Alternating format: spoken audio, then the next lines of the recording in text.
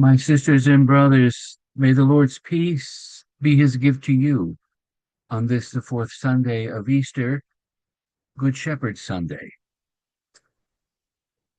Uh, I'm going to begin this homily just a little bit differently. We're going to go right back to Theology 101. So bear with me. I have a riddle for you from today's gospel. When is a sheepfold not a sheepfold?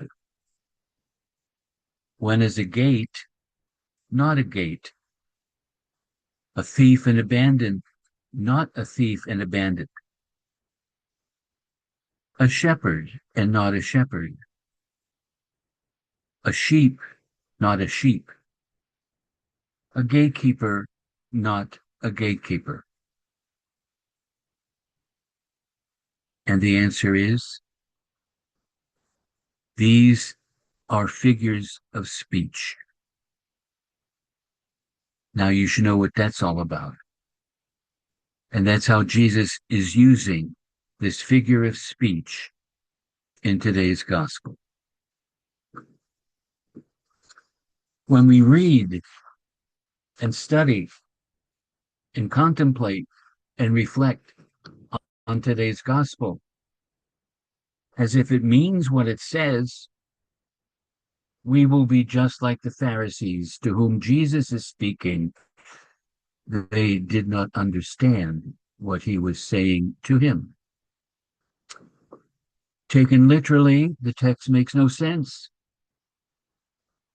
The rational, logical, intellectual mind cannot understand a figure of speech, because a figure of speech requires us to think, to see, to listen differently. It points to and it opens to something beyond itself. Jesus says, I came that they may have life and have it abundantly. What comes to mind when you hear that? What does abundance mean? And what does it look like for you? Reading and meditating on the Gospels is pretty clear. Abundance for Jesus is about the quality of life, not the quantity of stuff. Nowhere in the Gospels does Jesus help people win the lottery. Nowhere does he want to get more stuff for you, to have more power and control over you. Rather, Jesus commands love, to demonstrate compassion,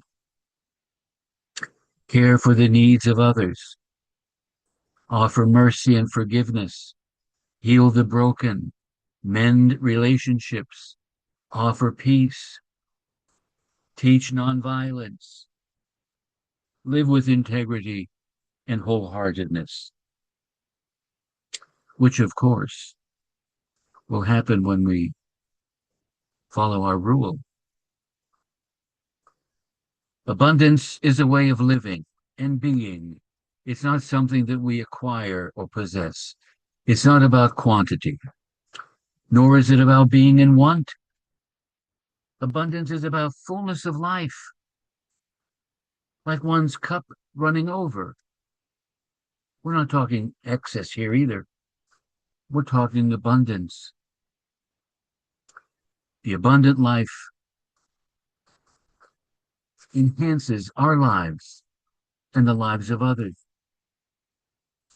It refuses to add to the pain of the world. It's life spilling over to life. It's love spilling over to love. Joy running over to joy. Hope spilling over to hope. Courage running over to courage. Peace spilling over to peace.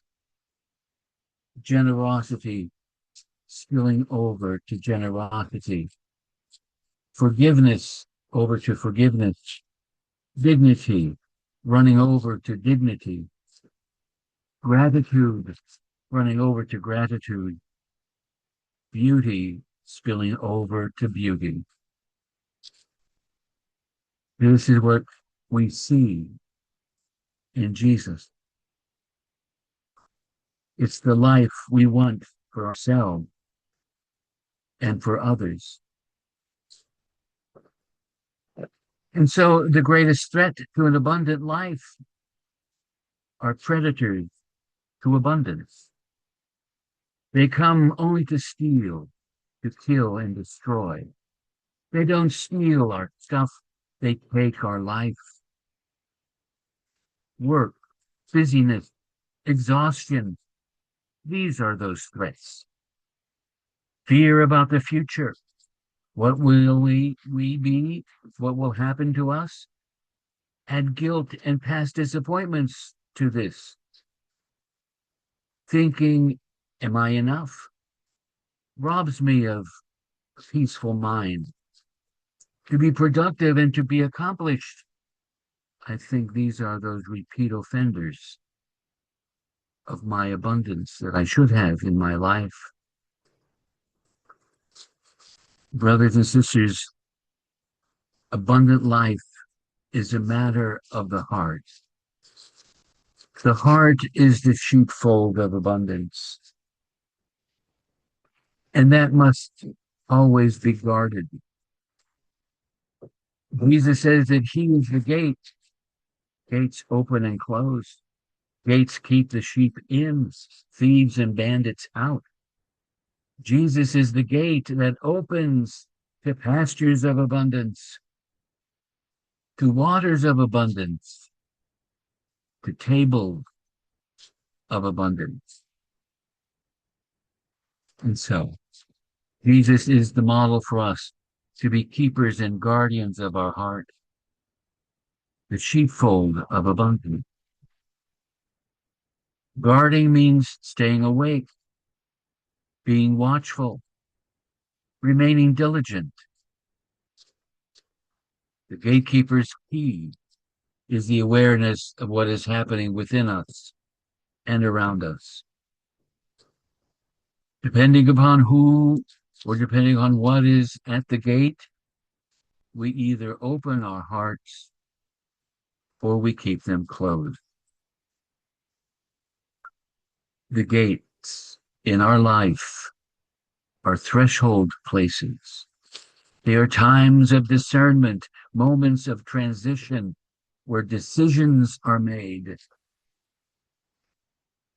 Jesus says, I came that they may have life and have it abundantly. He does not give us any specific answers about what that means. That's the hard part. Instead, Jesus offers a figure of speech in which abundance is revealed, through which we see ourselves, by which we take responsibility for our lives. And brothers and sisters, may the Lord give you peace. May he bless you and keep you. May he turn his face to you and have mercy upon you. May he turn his countenance to you and give you his peace. And may the Lord bless you, the Father, and the Son, and the Holy Spirit.